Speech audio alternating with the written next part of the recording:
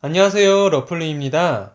서울시 서대문구 아파트에 다녀왔습니다. 최근 실거래 가격과 17년도 가격에 대해서 알아보도록 하겠습니다. 본 내용은 국토교통부에서 제공되는 자료를 토대로 만들어졌으며 직거래가 아닌 정상적인 중개거래임을 사전에 알려드립니다. 서울시 서대문구 남가자동에 위치한 DMC 파크뷰 자이 110제곱 33평형 전용 84제곱입니다. 가재울 뉴타운에서 세대수 4,300세대로 뉴타운 내에서 제일 큰 단지입니다. 가재울 뉴타운은 이명박 대통령 때 야심차게 내걸었던 2기 뉴타운 사업지입니다. 1기 뉴타운인 기름, 은평, 왕십리가 마무리되고 2008년 시작되었습니다. 단지의 북쪽으로 가재울 근린공원 1단지 옆으로 가재울 초등학교를 품고 있는 초품화 단지입니다. 가재울 초등학교는 혁신초로 부모님들의 선호도가 높아 이 아파트로 이사오는 이유 중에 하나입니다. 1단지의 경우 도로를 건너지 않고 학교를 다닐 수 있어 초등 자녀를 둔 부모님들의 선호도가 높습니다. 그리고 커뮤니티 시설로는 대단지이기에 가능한 수영장과 사우나 시설이 있습니다.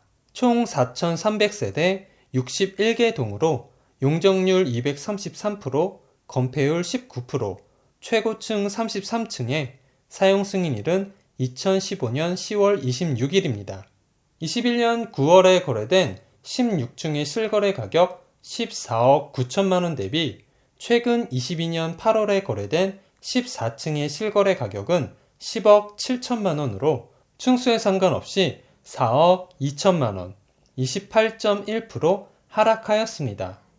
하지만 17년 2월에 거래된 24층의 실거래 가격 6억 5,500만원 대비 최근 14층의 실거래 가격은 10억 7천만원으로 4억 1,500만원, 63.3% 상승하였습니다. 통계청에서 제공된 자료를 확인해 보면 2012년부터 2017년까지 소비자 물가지수는 8.4% 상승했으며 2017년부터 2021년까지 소비자 물가지수는 6.8% 상승하였습니다. 17년도부터 최근까지 5년 동안의 상승은 명백한 거품이라고 볼 수 있겠습니다. 최근 전월세 거래로는 전용 59제곱 5층 2억에 150만원, 전용 84제곱 12층 3억 5천에 120만원, 1층 6억 5천만원에 계약되었습니다. 총 주차 대수는 5,823대, 세대당 1.35대로 적당한 편입니다. 관리비는 평균 27만원 정도입니다. 근처 지하철역으로는 도보 10분 거리에 경의중앙선 가좌역이 위치해 있습니다. 대중교통으로 강남까지 소요시간은 57분, 판교 64분, 시청 31분, 여의도 29분 정도 걸립니다. 교육시설로는 서울 가재울 초등학교, 연희중학교, 가재울 중학교, 서현중학교, 가재울 고등학교, 경성고등학교가 있고 보육시설은 20m 거리에 국공립 가람 어린이집이 있습니다. 주변 상권 및 편의시설로는 하나로마트 서울 축협 남과자점, 하나로마트 성산점, 이마트 수색점, 홈플러스 월드컵점, AKN 홍대, 하나로마트 서서울 농협 상암점이 있고 가재울 어린이공원과 백년 근린공원이 있습니다. 근처 종합병원으로는 1.9km 거리에 의료법인 동신의료재단 동신병원, 2km 거리에 학교법인연세대학교 의과대학 세브란스 병원이 위치해 있습니다. 반경 1km 이내에 학원 90개, 병원 120개, 편의점 39개, 약국 44개, 마트 5개가 있습니다. 금리 인상과 집값 고점 인식이 퍼지는 가운데 서울에서 거래 절벽 현상이 이어지면서 서울 아파트 매매 건수가 역대 최저치를 경신할 기세입니다. 16일 서울시 부동산 정보광장에 따르면 이달 들어 현재까지 신고된 건수를 기준으로 서울 아파트 매매 건수는 69건에 그쳤습니다. 아직 10월이 절반가량 남아있긴 하지만 매매 건수가 100건도 안 되는 셈입니다. 자치구별로 보면 종로, 양천, 광진구에서는 아예 거래가 신고되지 않았고 단 한 건 신고된 곳도 6곳, 강남, 강동, 강북, 강서, 관악, 도봉구에 달했습니다. 2건 거래된 자치구가 6곳, 3건에서 5건 거래된 자치구가 10곳이었습니다.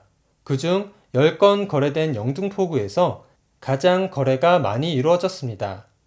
지난달 상황도 마찬가지입니다. 9월 서울시 아파트 매매 건수는 495건을 기록 중입니다.